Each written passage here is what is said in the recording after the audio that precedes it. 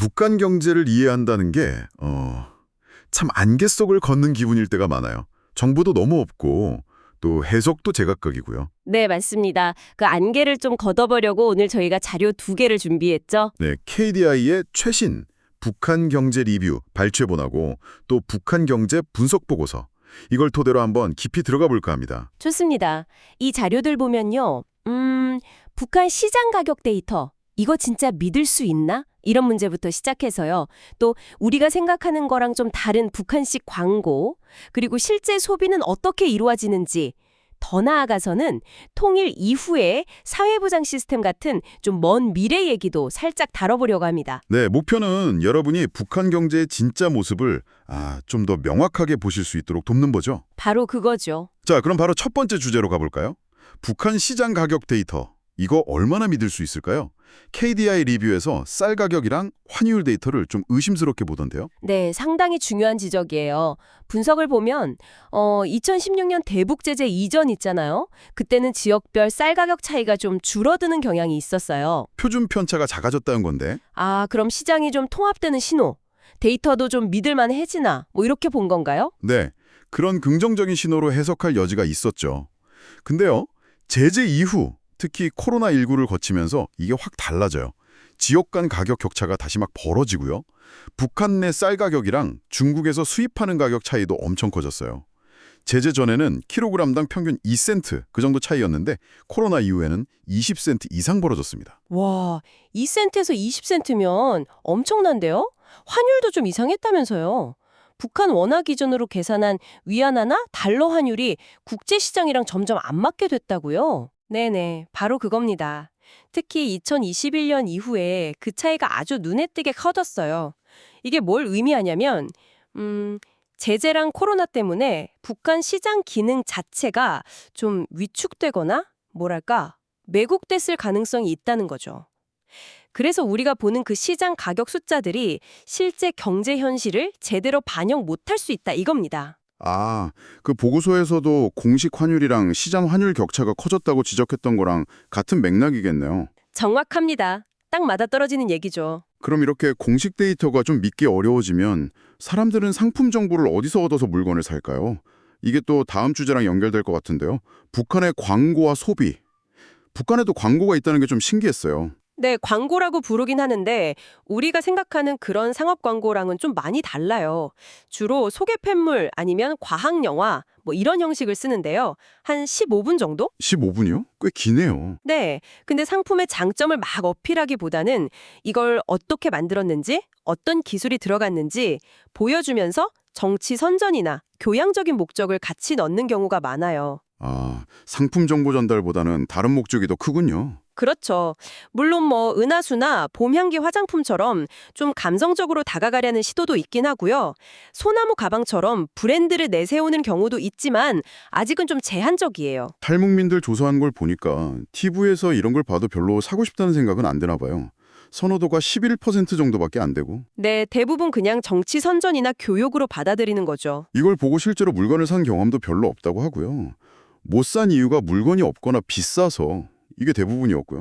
소문으로 얻는 정보. 이게 훨씬 중요해요.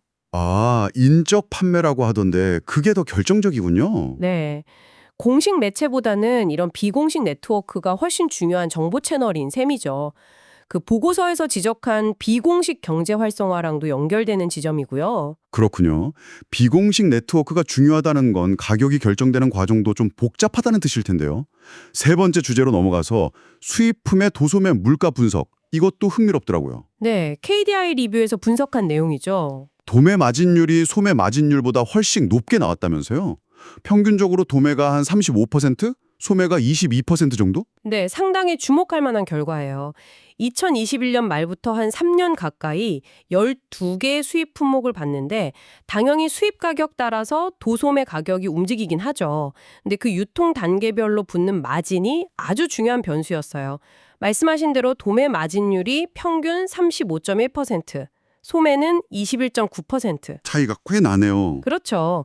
이게 단순히 물건 옮기는 비용 이상이라는 거예요. 소수의 도매상들이 정보나 유통망을 꽉 쥐고 있어서 가격 결정에 꽤 큰 힘을 쓸 수 있다. 뭐 이런 걸 보여주는 거죠. 특히 코로나 시기에 이 마진이 확 뛰었다가 그 이후에 수입 물가는 떨어졌는데 소매가는 그만큼 안 떨어졌다면서요. 이건 왜 그런 걸까요? 몇 가지 가능성이 있는데요. 하나는 당국이 시장 통제를 강화하면서 비용이 더 들었을 수도 있고요. 또 다른 가능성은 좀 불안정한 시기를 틈타서 일부 상인들이 독과점 같은 지위를 이용해서 이윤을 최대한 뽑아내려고 했을 수도 있다는 겁니다. 아, 약간 기회다 싶어서. 네, 특히 식료품이나 의약품 같은 필수품들 있잖아요. 이런 것들 도매 마진이 높게 나온 걸 보면 후자 쪽에 좀 더 무게가 실리는 것 같기도 해요. 그렇군요. 이것도 보고서에서 나온 물가 상승이나 시장 통제 강화 얘기랑 연결해서 생각해 볼 수 있겠네요. 네, 충분히 연결되는 지점이죠. 자, 이제 마지막으로 조금 먼 미래 이야기인데요. KDI 리뷰에서 통일 이후의 사회보장제도, 특히 기초생활보장제도를 어떻게 운영할지에 대한 제안도 했다고요? 네, 상당히 현실적인 고민이 담긴 제언이었어요. 핵심은 남북한 소득 차이가 워낙 크니까 통일이 되더라도 초기에는 제도를 바로 합치지 말고 한시적으로 분리해서 운영하자는 겁니다. 아, 분리 운영이요? 어떻게 하는 거죠? 일단 초기에는 북한 주민 전체에게로 북한 기준으로 중상위층 소비 수준 정도, 그걸 기준으로 표준 생계비라는 걸 만들어서 급여를 주자는 거예요. 그러다가 나중에 행정 시스템 같은 게 좀 안정되면 그때 소득 조사를 해서 좀 차등적으로 지급하고요. 아주 장기적으로 봤을 때 남북 제도를 하나로 통합하자. 이런 단계적인 접근 방식을 제안한 거죠. 단계적으로 접근한다? 듣고 보니 그럴듯한데요. 근데 이것도 어려운 점이 있을 것 같아요. 예를 들어서 제도 통합하기 전에 남한으로 이주한 북한 주민들은 어떤 기준을 적용해야 하나? 이런 문제요. 평등권 문제도 있고 또 돈 문제도 있을 거고요. 아, 네, 맞습니다. 그게 정말 풀기 어려운 숙제로 남는 거죠. 매우 민감하고 복잡한 문제입니다. 현실적인 어려움이에요. 네.